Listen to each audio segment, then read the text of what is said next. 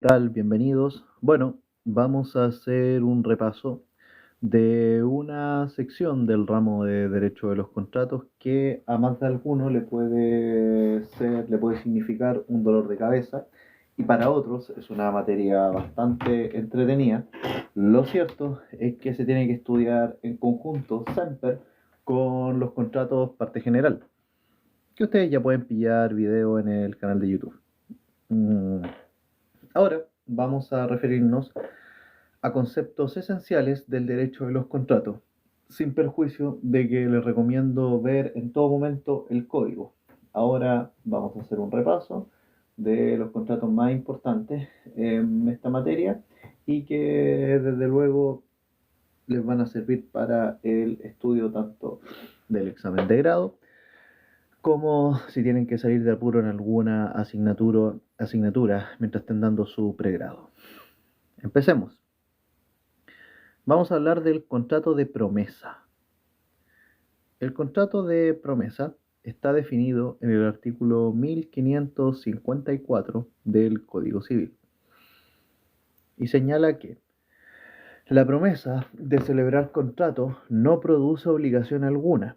La promesa de celebrar contrato no produce obligación alguna, salvo que concurran las circunstancias siguientes. Primero, que la promesa conste por escrito. Que la promesa conste por escrito.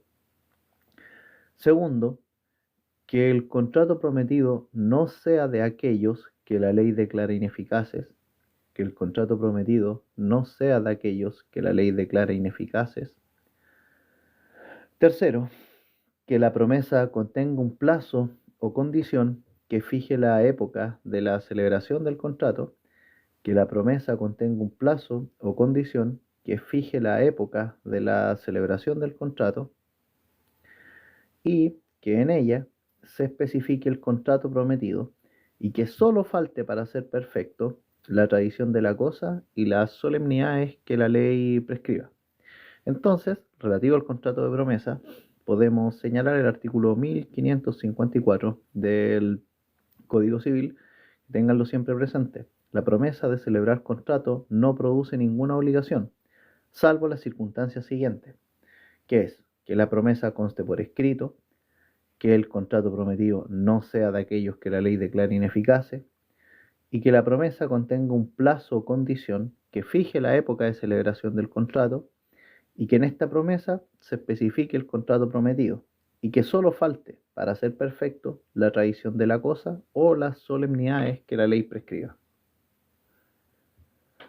Si podemos definir la promesa de algún modo, el contrato de promesa, podemos señalar que el contrato de promesa es un contrato preparatorio.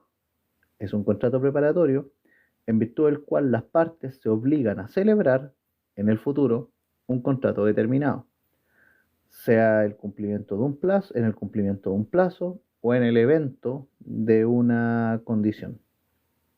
Entonces, el contrato de promesa es un contrato preparatorio en virtud del cual las partes se obligan a celebrar en el futuro un contrato determinado, sea el cumplimiento de un plazo o en el evento de una condición. Las características del contrato de promesa son, bueno, primero, es un contrato bilateral. Es un contrato bilateral, conforme al artículo 1439 del Código Civil. Es un contrato solemne. Es un contrato solemne que por lo general se celebra en un notario, ante notario. Es un contrato general, excepcional también, es un contrato excepcional. Es un contrato típico, ya que está regulado en la ley, y es un contrato preparatorio, que así parte su definición. Entonces, las características de este contrato de promesa son que es un contrato preparatorio, típico, excepcional, general, solemne y bilateral. Estos conceptos, por cada uno, ustedes lo pueden revisar en los videos anteriormente señalados en nuestro canal de YouTube. ¿Cuáles son los requisitos del contrato de promesa? Los requisitos del contrato de promesa son los siguientes. Primero, debe constar por escrito. debe constar por escrito, sí o sí. La promesa de palabra no vale en nuestro ordenamiento jurídico.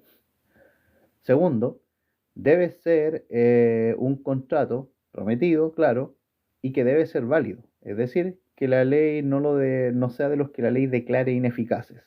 Debe ser un contrato válido o debe versar sobre un contrato válido.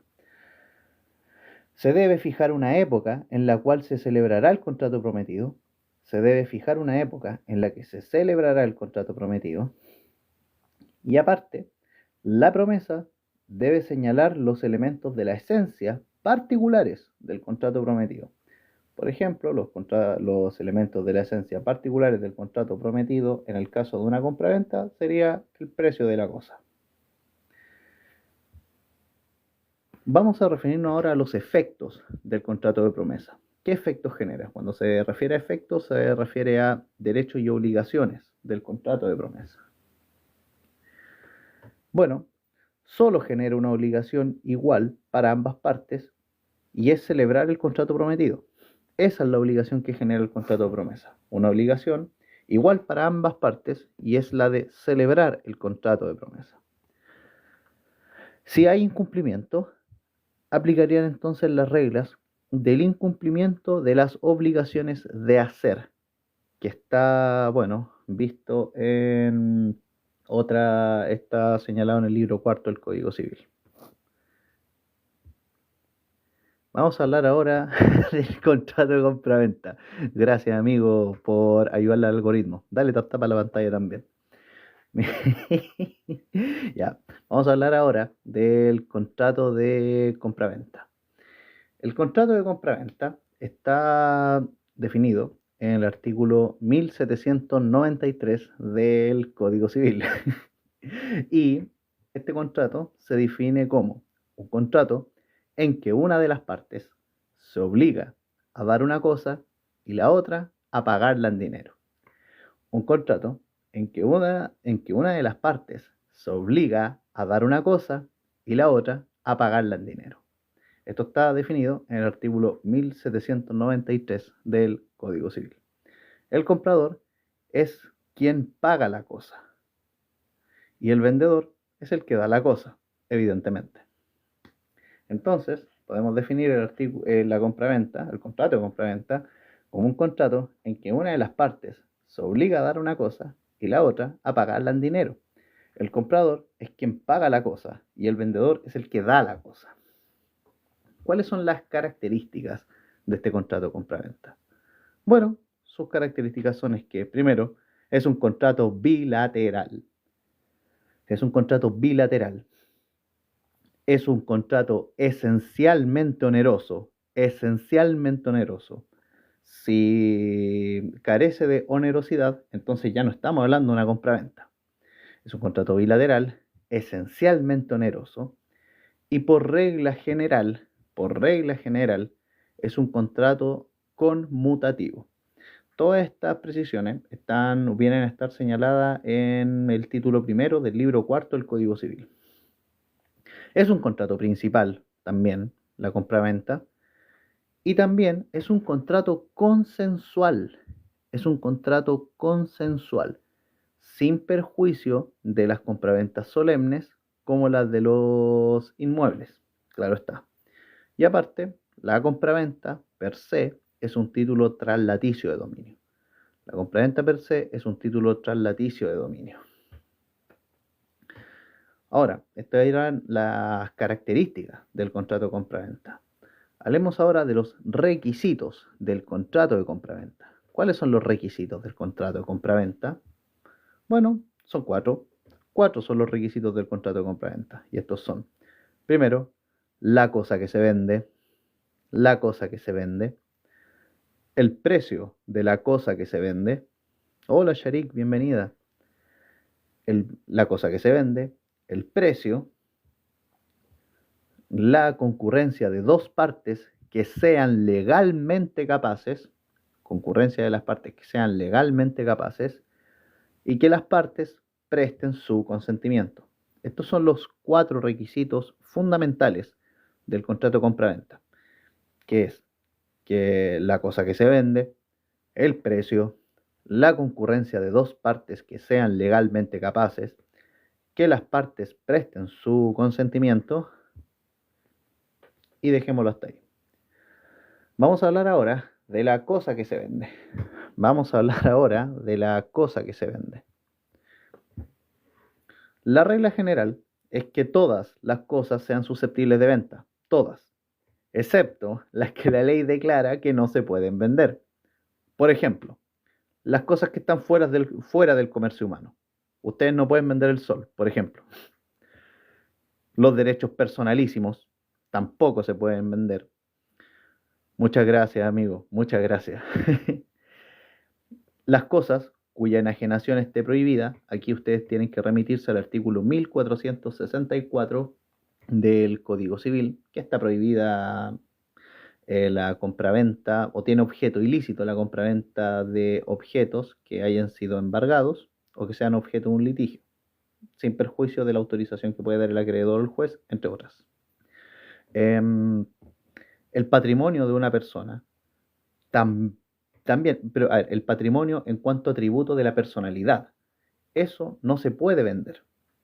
Y las cosas que le pertenecen ya al comprador. Entonces, respecto a la cosa que se vende, la regla general es que todas las cosas sean susceptibles de venta, excepto las que la ley declara que no se pueden vender. Por ejemplo, las cosas que están fuera del comercio humano, los derechos personalísimos, las cosas cuya enajenación esté prohibida conforme al artículo 1464 del Código Civil, el patrimonio de una persona y las cosas que le pertenecen al comprador. Muchas gracias, Sami. E Iván, no, esta es un repaso de contratos parte especial. Estamos revisando el contrato de compraventa. Bueno, ya hablamos de un elemento de la esencia particular del contrato de compraventa. Ahora vamos con otro elemento de la esencia particular, que es el precio. El precio dentro de la compraventa. El precio es el dinero que el comprador paga por la cosa que compra. El precio es el dinero que el comprador paga por la cosa que compra. La regla general es que el precio es en dinero, pero la ley permite que éste sea pactado también en otra cosa, siempre que esta cosa no exceda el valor del dinero, porque de lo contrario pasaría a ser permuta, sin perjuicio que la permuta se remite a las normas de la compraventa. El precio es fijado de común acuerdo por las partes, o bien se confía en el precio de un tercero. ¿Ok? Eso respecto al precio, que es el dinero que el comprador paga por la cosa que compra. La regla general es que el precio es en dinero, siempre, es la regla general, pero la ley permite que este precio pueda ser pactado en otra cosa, siempre que no exceda el valor del dinero, porque en caso contrario pasa a ser permuta. El precio es fijado de común acuerdo por las partes, o bien se confía en el precio de un tercero. Bien, hablemos de las reglas de capacidad de la compraventa. Reglas de capacidad de la compraventa. Estas reglas de capacidad obedecen a una clasificación de carácter doctrinario. ¿Cómo que obedece a una clasificación de carácter doctrinario? Porque aquí tenemos que distinguir a los incapaces dobles y a los incapaces simples. Incapaces dobles e incapaces simples respecto a la compraventa. Son incapaces dobles los que no pueden comprar ni vender. Los incapaces dobles son los que no pueden ni comprar ni vender. Y ejemplos de estos son el demente. Recordar que el demente para don Andrés Bello no se refiere al que tiene una condición fehacientemente diagnosticada de su condición mental, como se puede entender en la ley de acuerdo de unión civil, sino que don Andrés Bello pensaba en la persona que meramente estaba privada de razón. En este caso, el demente sería un incapaz doble que no puede comprar ni vender. El disipador interdicto también. Por disipador entiéndase el ludópata. El impúber, o sea, una persona menor de 12 años si es mujer o menor de 14 años si es hombre. Los cónyuges entre sí también son incapaces dobles, Los cónyuges no se pueden comprar ni vender cosas entre sí, salvo que ya se haya declarado la separación judicial, pero al principio no. Y también son incapaces dobles, que no pueden vender ni comprar entre sí, los convivientes civiles, entre sí. Ahora, ya señalado quiénes son los incapaces dobles, señalar quiénes son los incapaces simples. El incapacitado o no puede comprar o no puede vender. En el caso de la incapacidad simple, aquí solo tiene una restricción, o no puede comprar o no puede vender. Por ejemplo, el juez que vende los bienes del deudor en un procedimiento ejecutivo. Este juez no puede comprar, por lo tanto es un incapaz simple. Vamos a hablar ahora de la perfección de la compraventa. ¿Cómo se perfecciona una compraventa? Bueno, la compraventa se reputa perfecta desde el momento en que las partes han convenido la cosa y el precio. La compraventa se reputa perfecta desde el momento en que las partes han convenido cosa y precio, salvo en los casos en que la ley exija una solemnidad, como puede ser la compraventa de inmuebles, servidumbres, sucesión hereditaria, etc. En estos casos, para que la compraventa se perfeccione, claro, requiere que se cumpla la solemnidad establecida por la ley. Pero en principio, la compraventa se reputa perfecta desde que las partes convienen cosa y precio. Hablemos ahora de las modalidades de la compraventa. Modalidades de la compraventa. La compraventa puede ser pura y simple, como la que ustedes hacen con una persona cuando van a comprar un negocio o le compran alfajores a alguien que vende en la universidad. La compraventa puede ser pura y simple, esa es la modalidad por excelencia, pero también puede ser bajo condición suspensiva o condición resolutoria. Otra modalidad de la compraventa es bajo condición suspensiva o condición resolutoria. Bajo establecimiento de plazo y o cumplimiento del mismo, bajo establecimiento de un plazo o cumplimiento del mismo plazo. Estas son tres modalidades que podemos encontrar en la compraventa: pura y simple, bajo condición suspensiva o condición resolutoria, o bajo establecimiento de un plazo o cumplimiento del mismo. Si las partes estipulan una modalidad, la compraventa se rige, a su vez, por las reglas generales de la modalidad escogida. Ojo con eso. Respecto a los efectos de la compraventa, cuando hablamos de efectos nos referimos a los derechos y obligaciones que surgen de la compraventa. Estos son, tenemos que distinguirlo desde la perspectiva del comprador y desde la perspectiva del vendedor. Desde la perspectiva del vendedor, el vendedor tiene la obligación de entregar la cosa vendida y también tiene la obligación de saneamiento de la evicción y vicio redivitorios, que es pregunta de examen de grado y que no se preocupen, la vamos a ver a medida que vayamos avanzando. Y desde la perspectiva del comprador, el comprador tiene la obligación de pagar el precio y recibir la cosa comprada. Entonces los efectos de la compraventa son, dependiendo de la perspectiva de cada cual, lo siguiente. Desde la perspectiva del comprador, este tiene la obligación de pagar el precio y recibir la cosa comprada. Y desde la perspectiva del vendedor, este tiene la obligación de entregar la cosa vendida y el saneamiento de la evicción y los vicios redivitorios. Ojo, esta materia, sobre todo ligado con la obligación del comprador de recibir la cosa comprada, es fundamental para entender desde cuándo hay mora e indemnización de perjuicios cuando no es atribuible al acreedor. Esta situación la vamos a ver en obligaciones la próxima semana, así que tranquilos, pero ténganlo presente. Vamos a hablar ahora de la obligación de sanear la evicción. Vamos a hablar ahora de la obligación de sanear la evicción. Bueno, ¿qué es la evicción ante todo? La evicción se produce al momento en que el comprador pierde, total o parcialmente, la cosa vendida en virtud de una sentencia judicial. La evicción entonces se produce al momento en que el comprador pierde total o parcialmente la cosa vendida en virtud de una sentencia judicial. En este caso, el comprador tiene la facultad de citar de evicción al vendedor para que lo defienda en juicio. El fin es evitar que la cosa resulte evicta.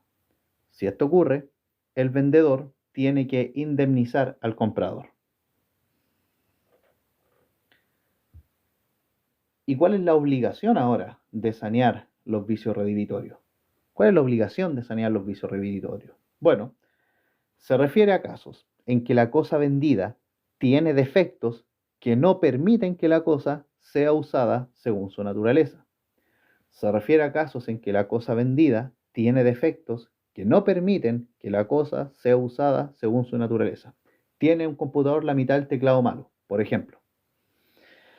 Esta obligación de sanear los vicios redivitorios, da derecho al comprador, para reclamar al vendedor por la vía de la acción redivitoria, acción redivitoria, puede reclamarle al vendedor que quede sin efecto la compraventa. Que la compraventa quede sin efecto. Ojo, también se le da derecho a la acción quanti minoris, que ustedes de seguro la han escuchado en algún momento. ¿De qué se trata la acción quanti minoris? Aquí se puede pedir, el comprador puede pedir que se mantenga el contrato de compraventa. Ojo con eso.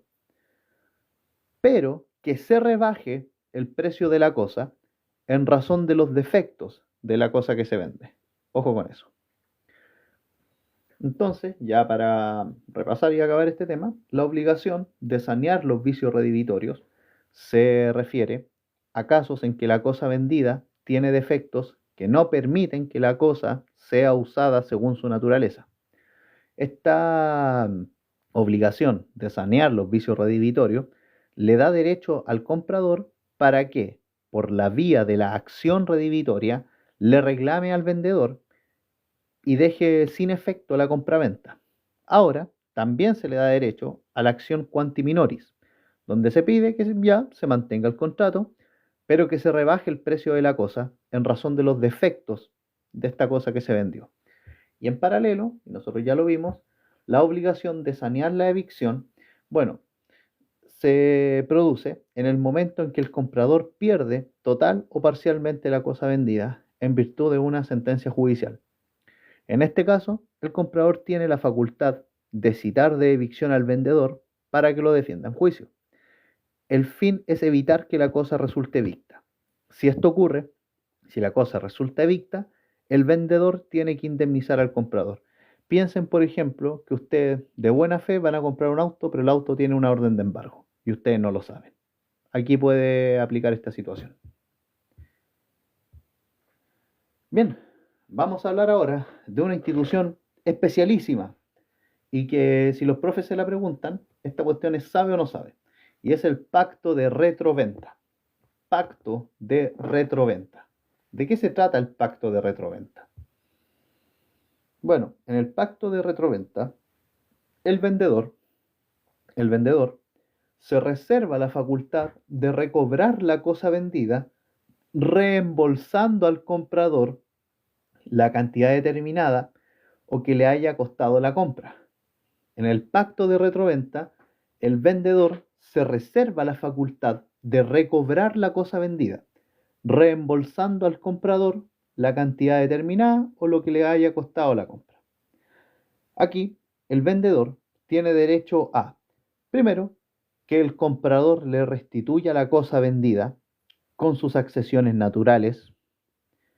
Tiene también derecho a ser indemnizado de los deterioros imputables a hecho o culpa del comprador y, bueno, entre otras. Aquí nace un derecho que no se puede ceder. Ojo con eso. Nace un derecho que no se puede ceder.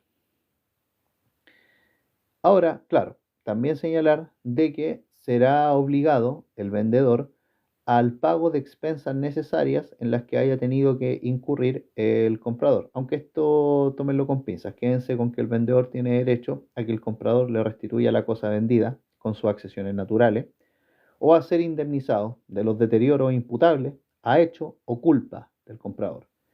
Aquí nace un derecho que no se puede ceder. Pero ojo, el plazo para ejercer la acción de retroventa es limitado. ¿Por qué? Porque una vez que transcurra este plazo, chao, no se puede ejercer. ¿Cuál es este plazo para ejercer la acción derivada del pacto de retroventa? 4 años. 4 años desde la celebración del contrato. 4 años desde la celebración del contrato. Esto ustedes relaciónenlo con el título final del libro cuarto del Código Civil, que se refiere precisamente a la prescripción. Ojo con eso.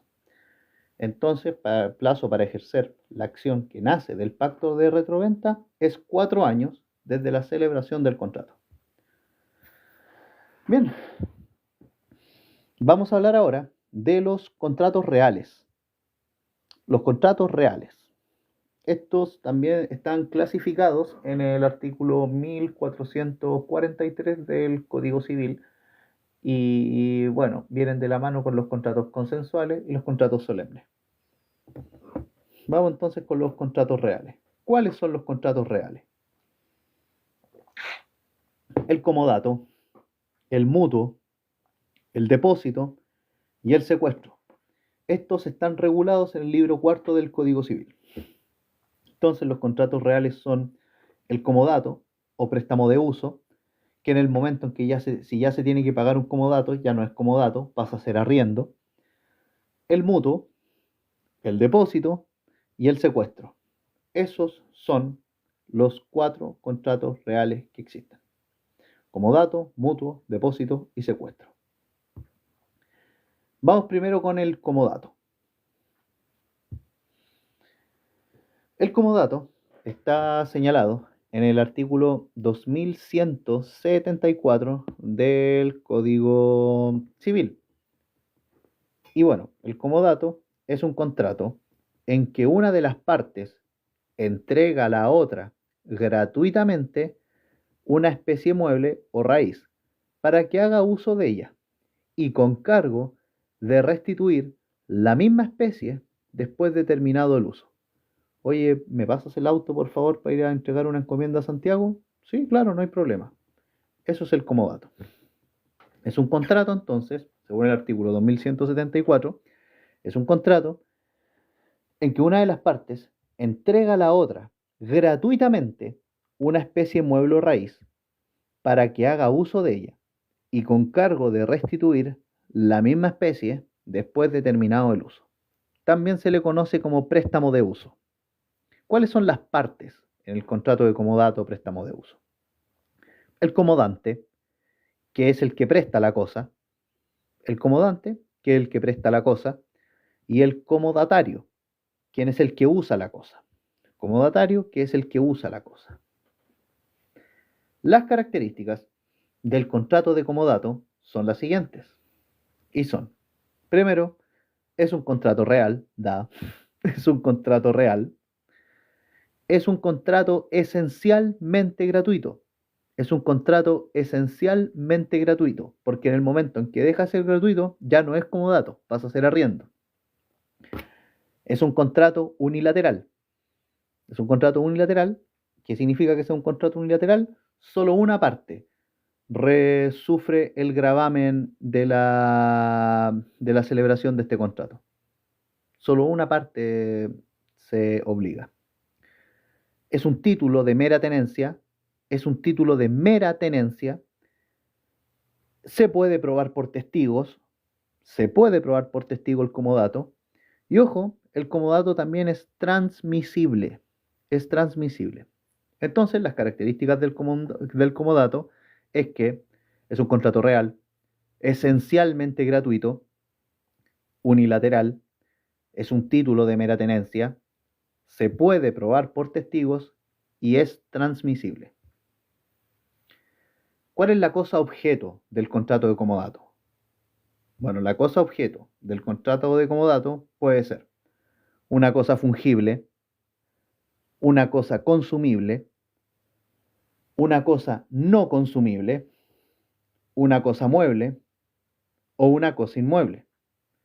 De tarea les digo, ¿puede haber comodato sobre bienes incorporales? Es una pregunta, bueno, pueden dejarme aquí en los comentarios si acaso puede o no puede.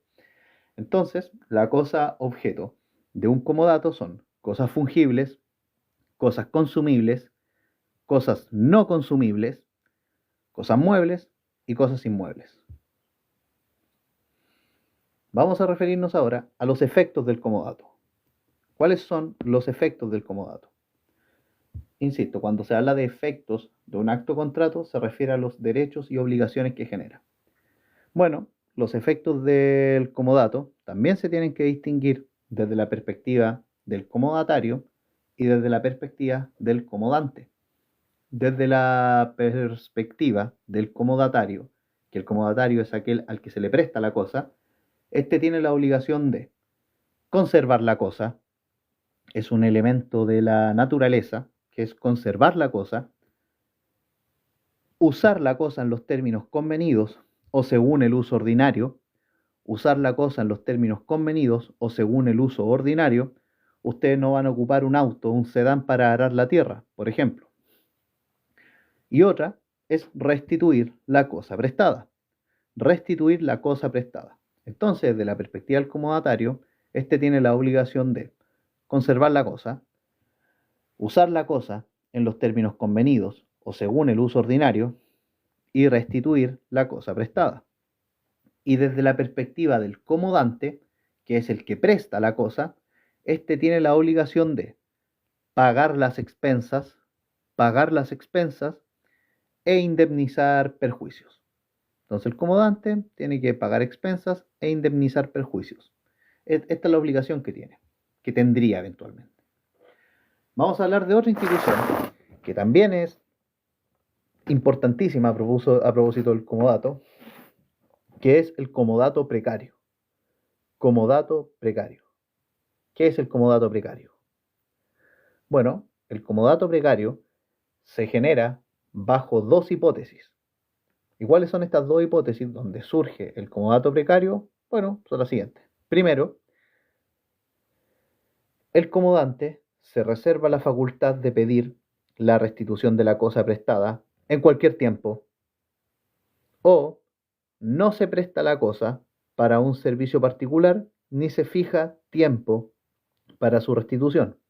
Entonces, las dos hipótesis en las cuales se genera el comodato precario son: la primera, caso que el comodante se reserve la facultad de pedir la restitución de la cosa prestada en cualquier tiempo, o bien, no se presta la cosa para un servicio particular, ni se fija tiempo para su restitución.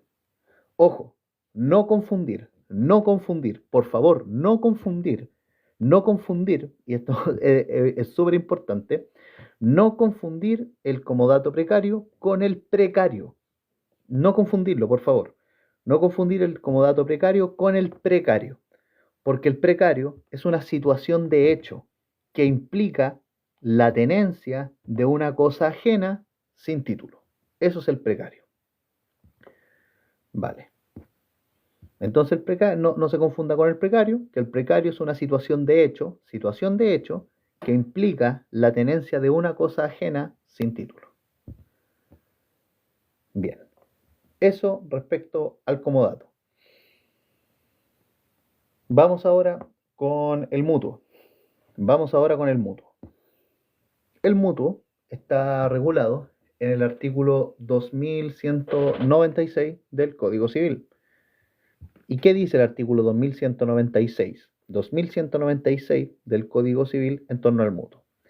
Bueno, el mutuo es un contrato en que una de las partes entrega a la otra cierta cantidad de cosas fungibles con cargo de restituir otras tantas del mismo género o calidad.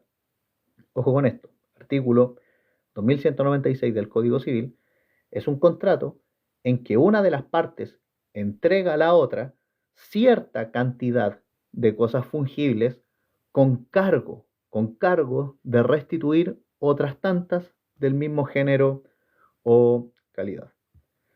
¿Cuáles son las partes que están presentes en el mutuo? El mutuante, que es el que presta la cosa, el mutuante, y el mutuario, quien es el que recibe la cosa. Entonces las partes en el mutuo son el mutuante y el mutuario. ¿Cuáles son las características del mutuo?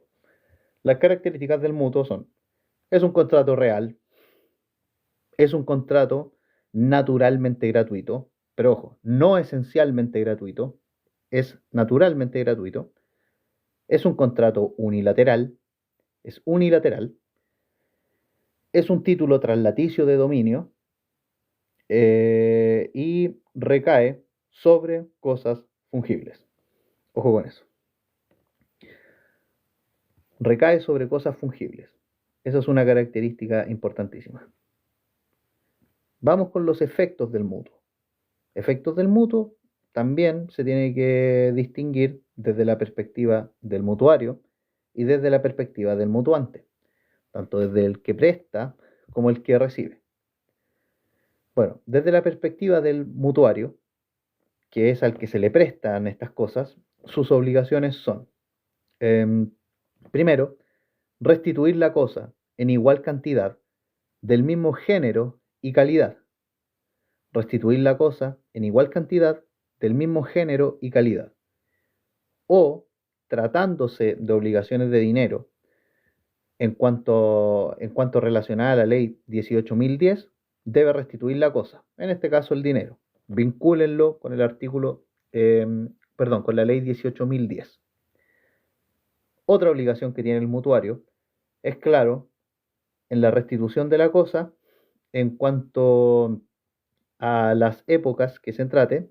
Si le presta dinero, por ejemplo, a una empresa, deben devolver el dinero en los 10 días subsiguientes. Y otra obligación que tiene el mutuario, que no es menos importante, es la obligación de pagar intereses. Gracias a usted, Carla, por el interés en este live. Ya.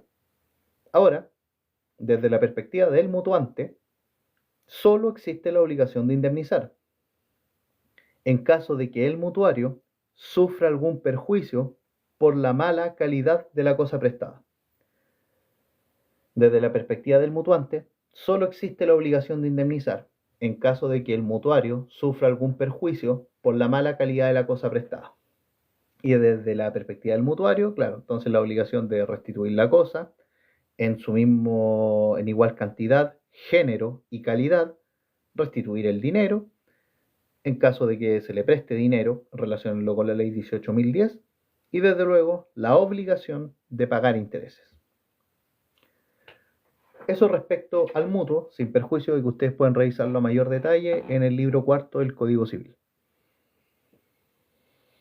Vamos a hablar ahora del depósito, el contrato de depósito, el contrato real de depósito. Este está definido en el artículo 2211 del Código Civil. Y el artículo 2211 del Código Civil define el depósito como un contrato en que se confía una cosa corporal a una persona que se encarga de guardarla y de restituirla en especie. Es un contrato en que se confía una cosa corporal a una persona que se encarga de guardarla y de restituirla en especie. Las partes dentro de este contrato de depósito son el depositante, quien es el que entrega la cosa, y el depositario, quien es el que guarda la cosa. Depositante es el que entrega la cosa, depositario el que guarda la cosa. Ojo, el depósito admite clasificaciones, y estas clasificaciones son tres. Podemos distinguir tres clases de depósito, que es en atención a según cómo nace el depósito, según la distinción que hace el artículo 2214 del Código Civil, y según su origen. Bueno, según cómo nació el depósito puede ser voluntario o puede ser necesario. El depósito puede ser voluntario o puede ser necesario. Ahora, la otra clasificación, conforme al artículo 2214 del Código Civil, se distingue entre el depósito per se y el secuestro, que el secuestro está señalado en el artículo 2249 del Código Civil. El secuestro se entiende como el depósito de una cosa que se disputan dos o más individuos en manos de otro que debe restituirla al que obtenga una decisión a su favor. Aplicaría aquí lo que es la justicia salomónica, por así decirlo. Es como, ya, mientras no se resuelva de quién es el auto, lo voy a guardar yo. Esto es lo que se entiende como un secuestro. Pero si es por definición, quédense con la legal que está en el 2249 del Código Civil. El secuestro es el depósito de una cosa que se disputan dos o más individuos en manos de otro que debe restituirla al que obtenga una decisión a su favor. Y otra clasificación, la última clasificación del depósito, es según el artículo 2252, que pueden revisarlo. Y según el artículo 2252, el secuestro puede ser convencional, un acuerdo de voluntades entre las partes, o puede ser judicial, cuando ya media la intervención de un magistrado. Vamos con las características del depósito.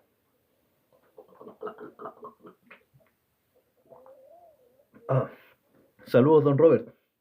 Estamos tomando agüita para continuar. Bueno, características del depósito son, primero, es un contrato real, es un contrato unilateral, es un contrato gratuito, es un título de mera tenencia, no le confiere la facultad al depositario de usar la cosa sin permiso del depositante. Ojo con eso. Pueden hacer por vía convencional o judicial. Y ojo, solo recae sobre cosas corporales muebles. Solo recae sobre cosas corporales muebles.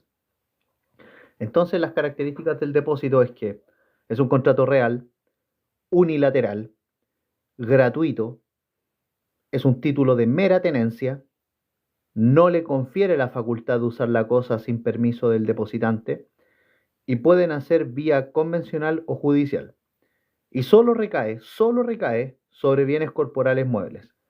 De aquí en lo sucesivo, cuando hablemos de las características de algunos contratos y se diga, por ejemplo, qué es real, qué es unilateral, qué es gratuito, etcétera, por favor, y les va a servir mucho, remítanse al título primero del libro cuarto del Código Civil.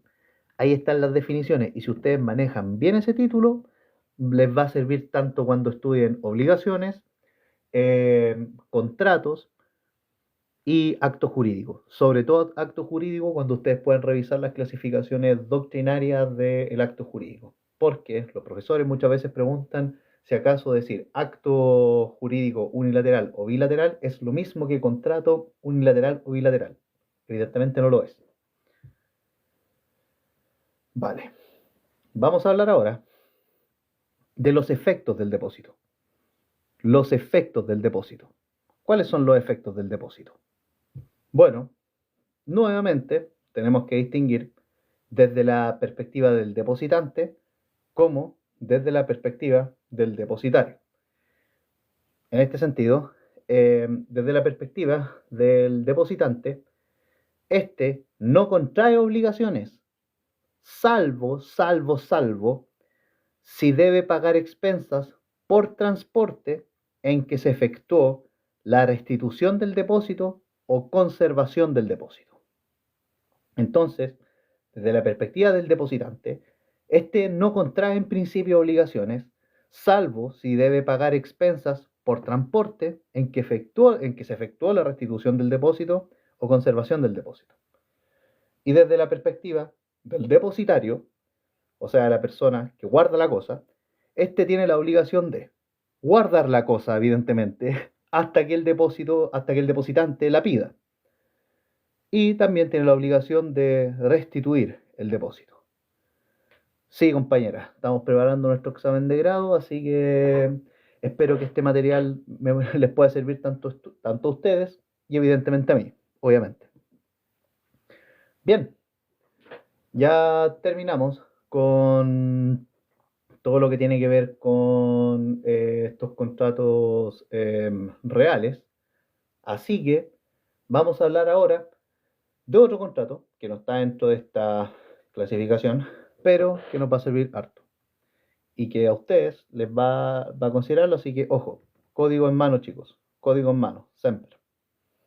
Gracias, Diego, muchas gracias. Bien, vamos a hablar ahora del mandato civil. Vamos a hablar ahora del mandato civil. El mandato civil. Este está regulado en el artículo 2116 del Código Civil, valga la redundancia. Y dice el artículo 2116 del Código Civil que el mandato es un contrato en que se confía la gestión de uno o más negocios a otra persona que se hace cargo de ellos por cuenta y riesgo de la primera. Entonces, según el artículo 2116, el mandato civil, es un contrato en que se confía la gestión de uno o más negocios a otra persona que se hace cargo de estos negocios por cuenta y riesgo de la primera, es decir, el mandante. La palabra confía, la palabra confía es clave porque está, aparte de estar dentro de la definición legal de este contrato, define su característica principal.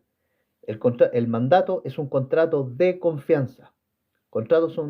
El mandato es un contrato de confianza. Es esencialmente un contrato de confianza. ¿Cuáles son las partes que están presentes en un contrato de mandato?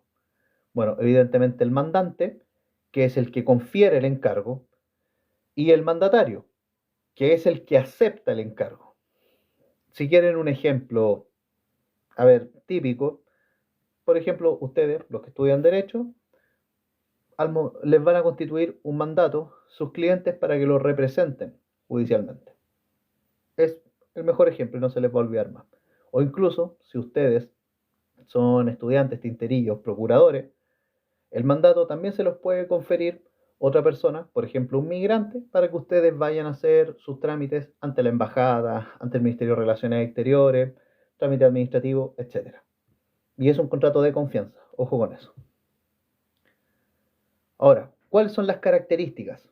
Características per se del mandato. Bueno, es un contrato bilateral. Es un contrato bilateral, ya que le impone obligaciones a ambas partes. Es un contrato oneroso. Es un contrato oneroso, por regla general, que ojo, tiene excepciones. Pero si ustedes les preguntan, es un contrato oneroso. Es un contrato conmutativo. Contrato conmutativo, principal, consensual, intuito personae y es fuente de representación.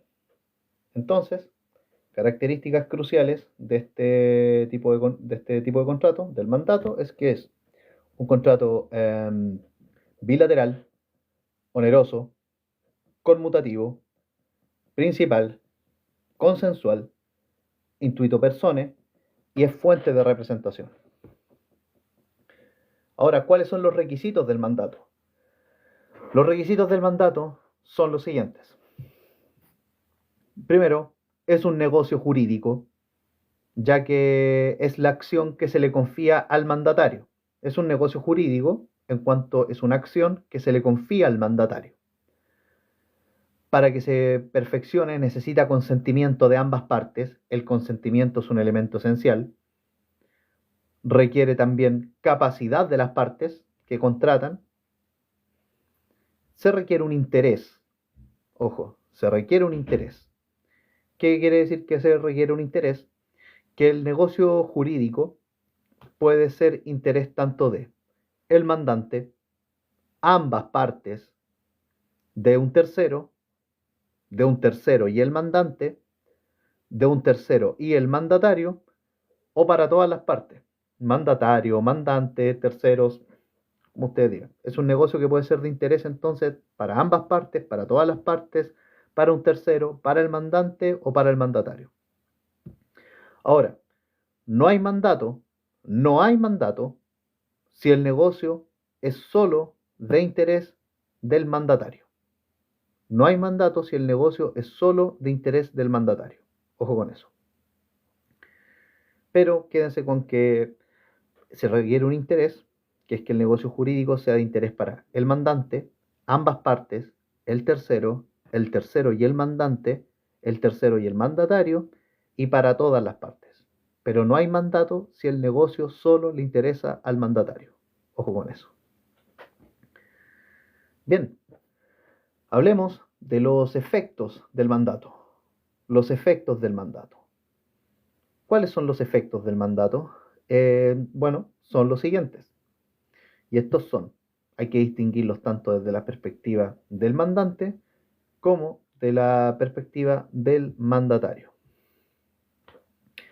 Desde la perspectiva del mandante, sus obligaciones son, primero, asumir por su cuenta y riesgo los efectos de lo ejecutado por el mandatario. Asumir por su cuenta y riesgo los efectos de lo ejecutado por el mandatario. Proveer al mandatario de lo necesario para la ejecución del mandato. Proveer al mandatario de lo necesario para la ejecución del mandato. Reembolsarle los gastos razonables causados por la ejecución del mandato. Reembolsarle los gastos razonables causados por la ejecución del mandato. Pagar la remuneración pactada o usual, pagarle la remuneración pactuada o usual, e indemnizarle las pérdidas en que incurrió el mandatario sin culpa y por causa del mandato. Entonces, desde la perspectiva del mandante, sus obligaciones son, primero, asumir por su cuenta y riesgo los efectos de lo ejecutado por el mandatario, proveer al mandatario lo necesario para la ejecución del mandato, reembolsar gastos razonables causados por la ejecución del mandato, pagar la remuneración pactada o usual e indemnizar las pérdidas en que incurrió el mandatario sin culpa y por causa del mandato. Ahora, desde la perspectiva del mandatario, sus obligaciones son, primero, ejecutar el negocio confiado, obvio, de la manera indicada por el mandante. Ejecutar el negocio confiado de la manera indicada por el mandante. Y también el mandatario tiene la obligación de rendir cuenta, cumplida la gestión o durante esta. Este es un elemento de la naturaleza del contrato de mandato, que es la obligación del mandatario de rendirle cuenta al mandante cumplida la gestión o durante esta. Obvio, si el mandante tiene derecho a saber qué está pasando con sus negocios. Vamos a hablar ahora de la restitución del mandato. La restitución del mandato. Perdón, la revocación del mandato. Revocación del mandato. Cuando el mandato se revoca. Bueno, las maneras en que un mandato puede revocarse es, primero, porque ya se desempeñó el negocio confiado. Listo, ya se concretó la gestión. Se desempeñó el negocio confiado. Segundo, por expiración del término o evento de la condición prefijada para la terminación del mandato, expiración del término o evento de la condición prefijada para la terminación de un mandato, si es que en el mandato se acordó alguna modalidad. Tercera forma en que se puede terminar un mandato o se puede revocar, mejor dicho, es por la revocación del mandante, que puede ser expresa o puede ser tácita. Puede ser tácita cuando se le confía la gestión de esos mismos negocios a otra persona. Ahora, otra forma en que se revoca el mandato es por tener calidad de deudor en un procedimiento de liquidación, sea el mandante o el mandatario. Si el mandante o mandatario tiene la calidad de deudor en un procedimiento de liquidación, que esto se ven a propósito del derecho concursal con la ley 20.720, por tener calidad de deudor en un procedimiento de liquidación concursal, sea mandante o mandatario, aquí se revoca el mandato. Y otra forma en que el mandato se revoca o ya termina es por la interdicción, declaración de interdicción del mandante o mandatario. Bien, vamos a llegar hasta acá porque después vamos a empezar a hablar de los contratos de garantía. Así que nos vemos en unos 15 minutos, 20 minutos más y vamos a retomar ya después con los contratos de garantía, amigos míos. Muchas gracias a la gente que estuvo acá conectada, Sami, la chica de la araña. Así que nada, pues, nos estamos viendo. Bendiciones.